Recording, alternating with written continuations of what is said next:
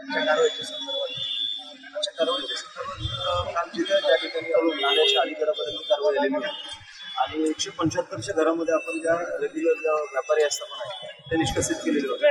त्याच्यानंतर जो आजचा जो भाग आहे तो नाल्याच्या पुढच्यापासून आपलं नारेगाव पिंग ग्राउंड आहे तिथपर्यंत आपण आज ही कारवाई करणार आहोत.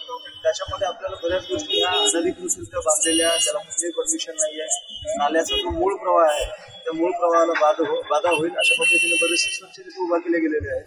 ते स्वच्छ काढण्याची पण आपण कारवाई करणार आहोत आज, जेणेकरून तो नाल्याचा मूळ प्रवाह अबाधित राखला जाईल. उद्या मोठ्या प्रमाणात एखादा पाऊस आला तर त्याच्यामुळे कुठल्या जीवित व वित्त हानीचं नुकसान होऊ नये याच्यासाठी ही खबरदारीची उपाययोजना म्हणून महानगरपालिका आज कारवाई करते.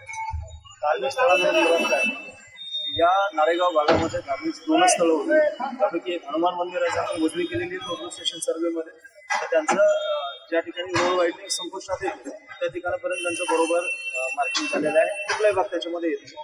मात्र समोर आल्यानंतर मशिदीचे साधारण 4 ते 4.5 फूट एवढा भाग हा त्याच्यामध्ये बाधित होत असल्याचं निदर्शनास आलेलं आहे. मात्र तिथली जी काही स्थानिक मंडळी आहेत त्यांनी स्वतःची जागा जी आहे मशिदीसाठी देऊन रस्ता रिअलाइनमेंट करावा अशी विनंती केलेली. त्यांना सांगितले की आपण रितसर प्रस्ताव माननीय महानगरपालिका आयुक्तांकडे सादर करावा.